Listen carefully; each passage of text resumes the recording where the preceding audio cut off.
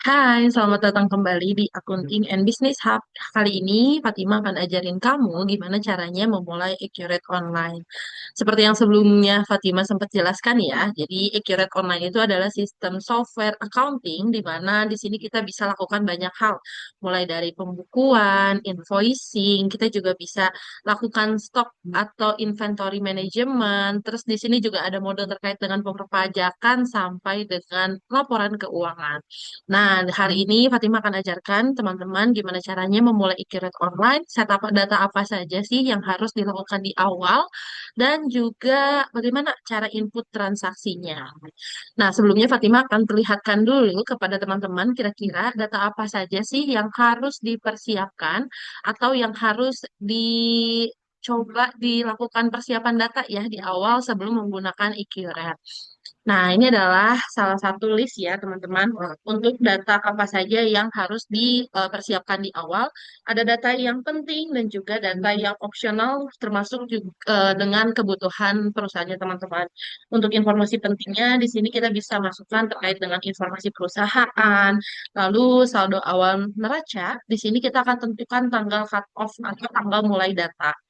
Let's say teman-teman mau melakukan pembukuan di Accurate itu per bulan Desember misalnya 2025. Nah, kita akan tentukan nih tanggal cut off atau tanggal mulai datanya itu satu hari sebelumnya, yaitu di tanggal 30 November 2025. Lalu ada juga saldo awal outstanding. Di sini meliputi saldo awal piutang dan juga hutang usaha per tanggal cut off. Lalu ada daftar barang dan jasa. Untuk daftar barang sendiri kita juga bisa masukkan stok awalnya. Terus ada juga saldo awal persediaan ya, tadi stok awal dari setiap barang di tanggal cut off tersebut. Nah, di Accurate sendiri di sini sudah ada modul untuk impor juga. Jadi nanti pasti akan lebih memudahkan teman-teman dalam melakukan setup data. Nah, ada juga fitur-fitur opsional yang nanti kita bisa gunakan untuk mempermudah teman-teman dalam melakukan pencatatan, yaitu ada daftar akun perkiraan atau COA. Di sini biasanya untuk penomoran akun di accounting ya, misalnya akun kas, pendapatan, persediaan, beban, dan lain-lain. Walaupun di Accurate sendiri kita sudah berikan formatnya secara otomatis gitu. Lalu ada daftar pelanggan, daftar pemasok, daftar aset tetap, dan juga daftar pajak ya. Barangkali di sini perusahaan teman-teman sudah mulai bertransaksi menggunakan pajak apabila itu ada PPN, PPh, PB1, itu kita bisa set up juga. Kurang lebih seperti ini untuk data-data yang kita mesti persiapkan. Nah, yang kedua itu kita akan coba nih terkait dengan lakukan login ya ke Accurate. Jadi teman-teman cukup login di account.accurate.id, teman-teman bisa langsung buat akun. Kalau misalnya sudah buat akun, nanti tampilannya akan seperti ini. Buat teman-teman yang belum punya akun Accurate dan pengen coba menggunakan Accurate, teman-teman bisa banget langsung aja ya, buka di kolom deskripsi itu Fatima juga sudah lampirkan link di mana teman-teman bisa daftar ke Accurate.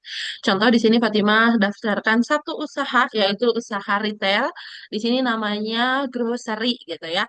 Ketika kita login, tampilannya akan seperti ini. Jadi kalau kita lihat satu kotak ini adalah satu entitas perusahaan di mana dia ada satu laporan keuangan ya untuk satu entitas tersebut. Kalau teman-teman punya lebih dari satu usaha, teman-teman juga bisa tambahkan usahanya ya. Jadi teman-teman bisa pantau banyak usaha dalam satu dashboard sekaligus tanpa adanya kecampur gitu ya untuk manajemen keuangannya nanti ke depannya. Kurang lebih seperti ini, nanti teman-teman bisa klik. Ketika masuk ke database-nya, tampilan awalnya akan seperti ini. Di mana kita akan coba nih masukkan terkait dengan data awal ya, yaitu tadi nama brandnya grocery retail, kita masukkan juga jenis usahanya di sini kita masukkan grosir atau wholesaler. Nah, ini yang tadi Fatima sebutkan yaitu tanggal mulai data. Contoh kayak tadi teman-teman mau pembukuan di bulan Desember, artinya kita mundurkan satu hari untuk di tanggal mulai datanya, yaitu di 30 November 2025. Di sini kita bisa masukkan mata uang dasarnya, Fatima pilih untuk Indonesia rupiah, dan di sini juga ada metode biaya persediaan. Ini adalah metode perhitungan untuk persediaan di mana teman-teman bisa gunakan nilai rata-rata atau nilai FIFO atau first in first out. Jadi nanti nilai persediaan persediaan yang ada di pembukuan teman-teman itu, kalau teman-teman pilih Vivo, biasanya dia akan diperhitungkan dari harga beli barang terakhir juga harga jual barang terakhir. Kurang lebih seperti itu. Kita akan pakai di sini untuk yang metode Vivo. Selanjutnya kita akan pilih modul yang digunakan, apakah Accurate Online atau Accurate POS. Kita akan masukkan di sini untuk Accurate Online. Dan di sini yang tadi terkait dengan COA atau akun perkiraan ya. Kalau Fatima di sini ingin menggunakan daftar akun perkiraan yang sudah dibuat secara otomatis oleh Accurate, jadi kita tinggal centang saja dan di sini kita akan klik selesai. Nah, untuk pendaftaran awalnya seperti itu, jadi cukup mudah kan?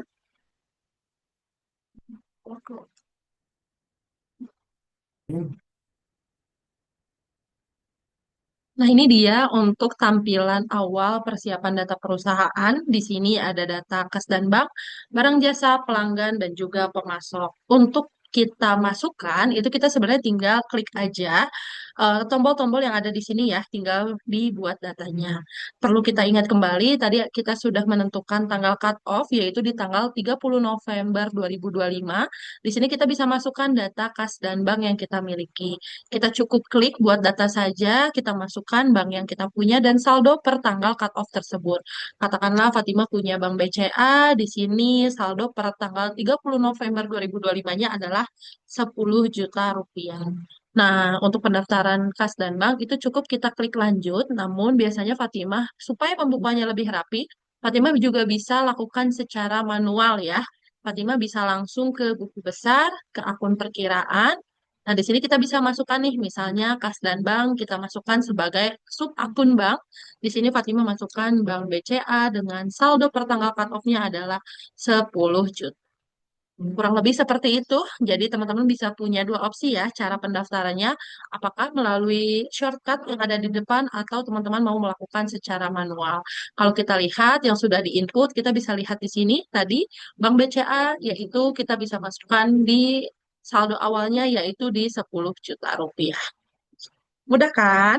Nah, yang kedua itu kita juga bisa masukkan, misalnya kita punya kas kecil ya. Biasanya kalau di beberapa perusahaan, kas kecil ini dibagi menjadi beberapa penamaan kas. Contoh ada kas kecil untuk kasir, kas kecil untuk operasional. Itu pun sama ya, pendaftarannya teman-teman bisa masuk langsung ke sini atau dilakukan secara manual yang Fatimah lakukan di awal, yaitu melalui modul buku besar, di sini ke akun perkiraan, Fatimah masukkan ke kas kecil, di sini Fatimah masukkan kas operasional yaitu senilai 500.000 rupiah misalnya di tanggal cut off gitu ya. Nah, ini adalah saldo awal. Jadi nanti pun ke depannya ketika kita sudah mulai transaksi per bulan Desember, untuk saldo-saldo ini akan terupdate secara otomatis seiring adanya transaksi. Seperti itu. Yang kedua, itu adalah di barang dan jasa ya.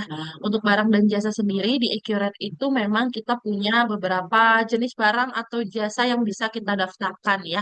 Biasanya di awal ini yang kita terlihat itu ada barang persediaan, barang non persediaan, ada jasa, dan juga ada grup. Selain itu juga teman-teman bisa aktifkan ada jenis barang varian gitu ya, dan juga jenis barang modifier. Untuk mengaktifkan jenis barang varian dan modifier, teman-teman perlu lakukan di pengaturan di Accurate Store untuk mengaktifkan modul Accurate POS. Teman-teman tinggal install aplikasinya saja. Nanti untuk jenis barang varian atau modifiernya sudah otomatis langsung ada. Jadi kalau teman-teman bingung, kok di tampilan saya nggak ada ya barang varian atau misalnya modifier, nah itu teman-teman harus memang install dulu untuk Accurate POS-nya. Nah kalau kita ulangi kembali ketika kita mau lakukan pembuatan barang atau jasa, dia akan muncul tuh yang baru yaitu di varian dan modifier. Seperti ini. Seperti itu ya teman-teman. Nah, bagaimana sih pengimplementasiannya? Kapan kita harus pakai persediaan? Kapan kita pakai non persediaan? Kapan pakai jasa, grow, varian, atau modifier? Nah, ini Fatima akan jelaskan satu persatu. Untuk barang persediaan, di sini kita bisa masukkan barang-barang yang memang kita perlu monitoring stoknya ya.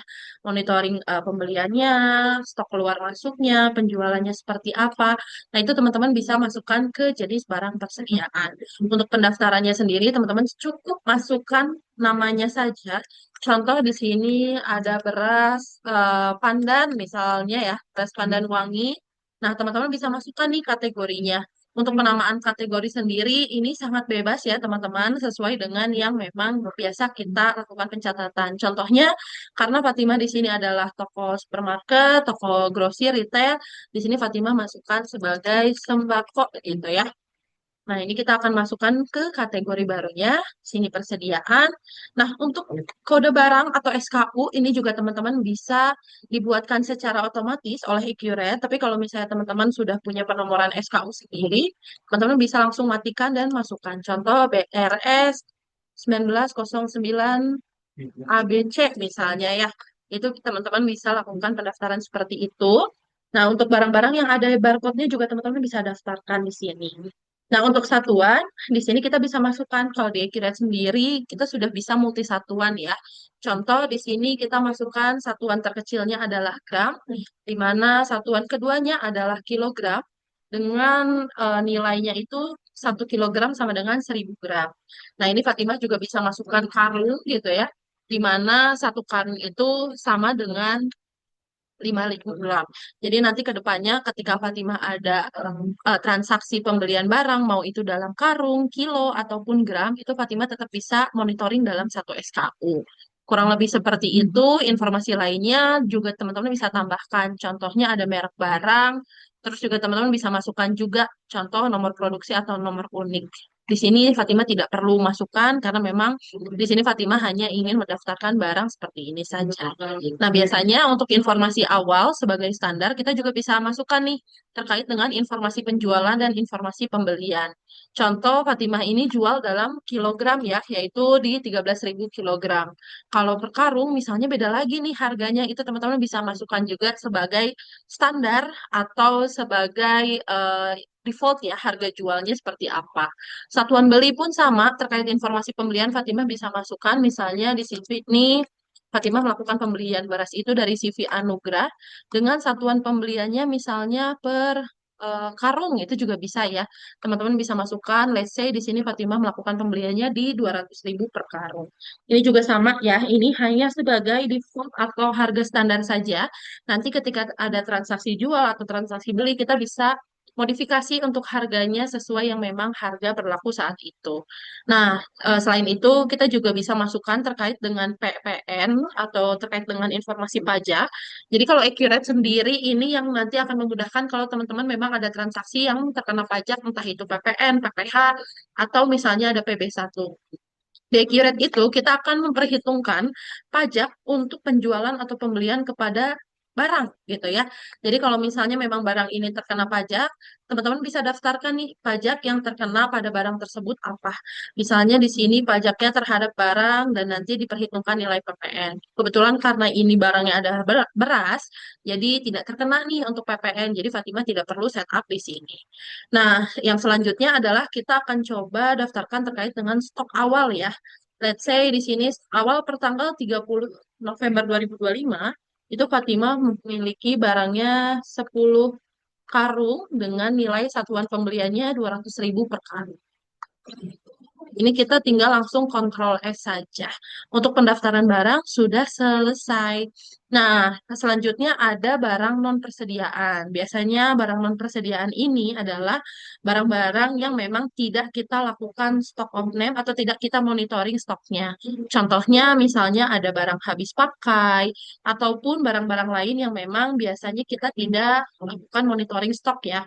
Contoh di sini Fatimah ada misalnya kresek gitu ya atau plastik gitu ya untuk pembungkusan barang itu Fatimah tidak lakukan stock of name namun Fatimah tetap ingin monitoring ketika Fatimah melakukan aktivitas pembelian barang tersebut. Contoh di sini Fatimah masukkan kresek di sini sebagai kategori barangnya packaging gitu ya. Sebagai non persediaan biasanya Fatimah beli dalam langsung satuan packs gitu ya atau satuan pak gitu. Nah, ini Fatimah bisa langsung masukkan juga biasanya beli berapa? Misalnya, oh 15.000 per packnya. Oh sorry, 15.000 per packnya itu Fatimah bisa masukkan. Nah, karena Fatimah ini tidak lakukan penjualan untuk kresek, jadi informasi penjualannya bisa kita kosongkan. Setelah itu kita bisa save. Seperti itu. Nah, untuk kode barang kita juga bisa aktifkan saja ya, karena kita tidak punya penomoran untuk resek ini, jadi kita bisa langsung lakukan control save lagi. Selanjutnya ada barang jasa ya. Untuk jasa ini biasanya kalau teman-teman bergerak di bidang jasa, ini teman-teman bisa masukkan nih untuk nama jasanya yang nanti akan dilampirkan di faktur gitu ya. Atau kalau misalnya teman-teman bergerak di F&B, biasanya ada juga tuh jasanya, contohnya service charge gitu ya. Itu teman-teman bisa masukkan. Dan itu teman-teman hanya perlu masukkan, contoh ini Fatimah mau masukkan yang service charge tadi ya. Fatima tinggal masukkan namanya service charge dengan kategorinya jasa. Di sini jenis barangnya jasa dan untuk satuannya misalnya di sini Fatima masukkan satuannya dalam satuan kali. Jadi satu kali service charge. Nah, untuk nilai penjualan dan pembeliannya itu Fatima tidak masukkan. Jadi tinggal di Ctrl F saja. Berikutnya adalah untuk grup ya. Nah, untuk barang grup ini itu teman-teman bisa gunakan untuk barang-barang bundling ataupun kalau di F&B adalah menu-menu yang ada resepinya gitu. Kayak contohnya untuk barang-barang bundling, misalnya Fatima adalah penjual spray, di mana dalam satu paket itu sudah dapat satu selimut, satu bantal, satu guling, dan juga sarung guling gitu ya, dan juga misalnya dapat juga dengan eh, ininya ya untuk bedsheetnya. Nah, itu bisa juga digunakan dengan grup. Mungkin di sini Fatimah akan coba contohkan. Jadi, untuk pendaftaran barang grup, itu kita akan masukkan dulu untuk yang barang persediaannya. Contoh tadi, ketika Fatimah adalah retail untuk spray, ya, Fatimah masukkan nih, spray kasur 180 kali 200 misalnya ya. Di sini Fatimah masukkan dalam bed cover gitu ya. Nah, di sini Fatimah masukkan misalnya satuannya piece. Kita juga bisa masukkan juga ya di sini terkait dengan informasi penjualannya. Contoh di sini Fatimah masukkan sebagai persediaan.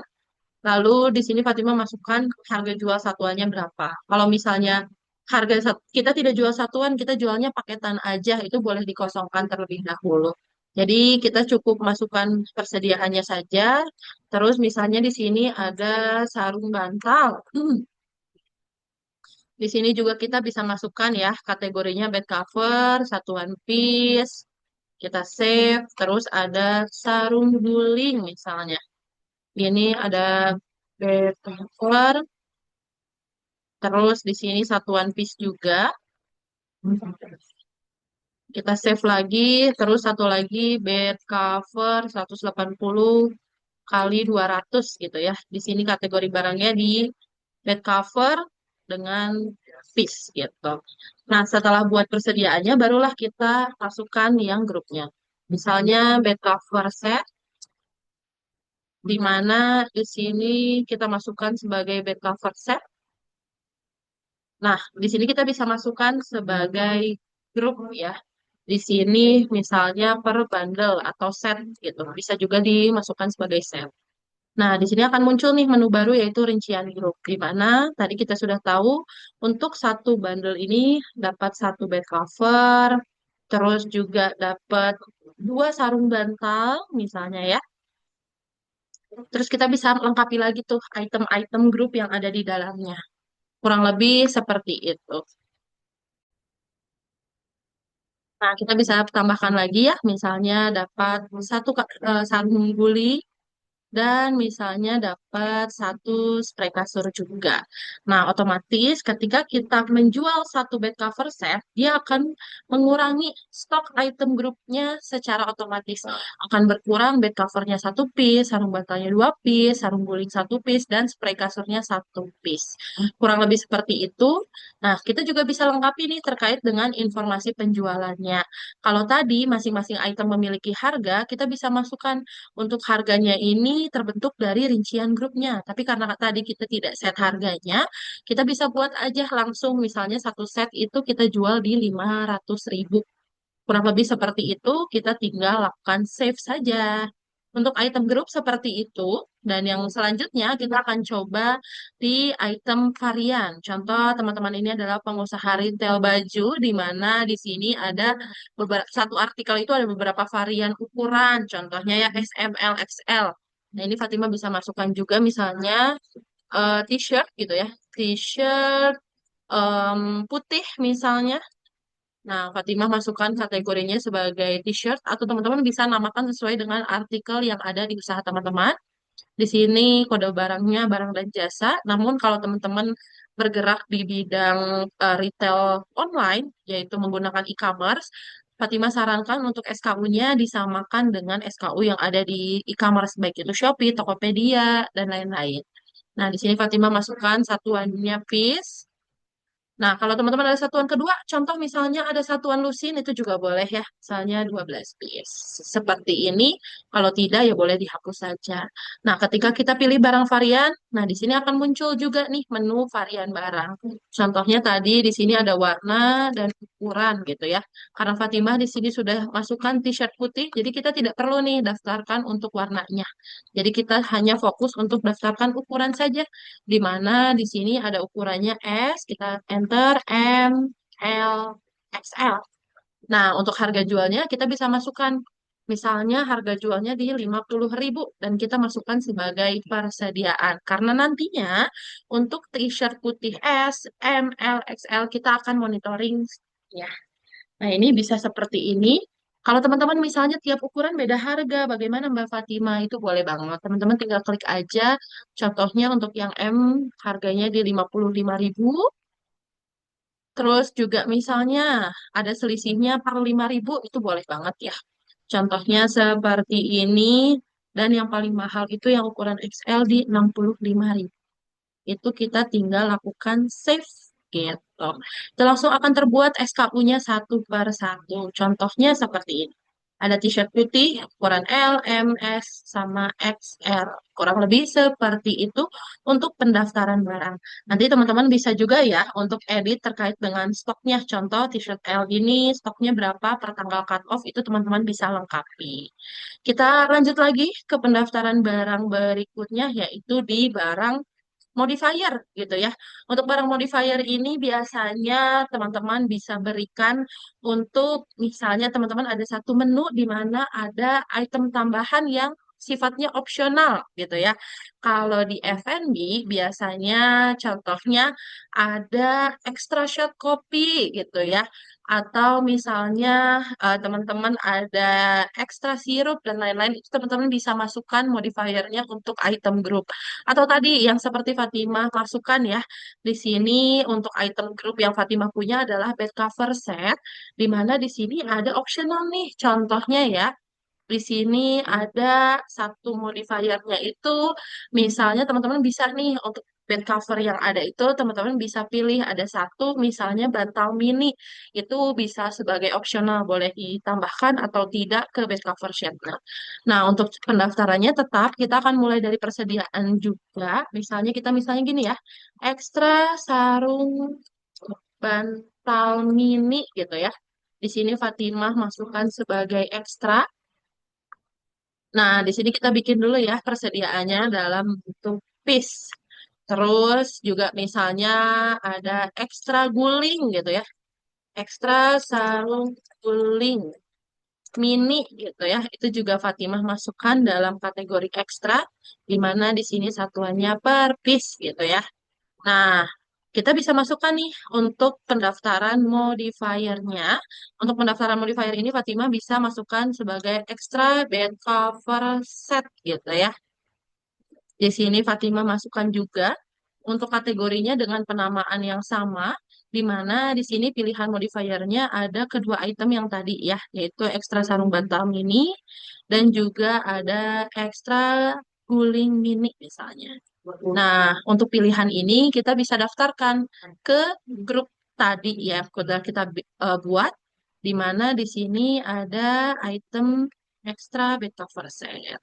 Jadi nanti ke depannya di Accurate POS, ketika teman-teman menjual bed cover set, itu akan ada pilihan nih, mau ditambah nggak add-on-nya dengan sarung bantal mini ataupun sarung guling mini. Kurang lebih seperti itu. Nah, di sini kita sudah bahas ya terkait dengan semua jenis barang dan jasa yang ada di Accurate. Selanjutnya kita akan coba bahas terkait dengan pelanggan dan pemasok. Namun tidak di video ini, kita akan bahas di video berikutnya. Atau kalau teman-teman punya pertanyaan seputar fitur-fitur yang ada di Accurate, feel free untuk komen di YouTube ini. Juga teman-teman bisa konsultasi langsung dengan Fatimah ya di nomor yang tertera di deskripsi video ini. Untuk pendaftaran kas dan bank dan barang jasa sudah selesai. Terima kasih banyak. Sampai jumpa.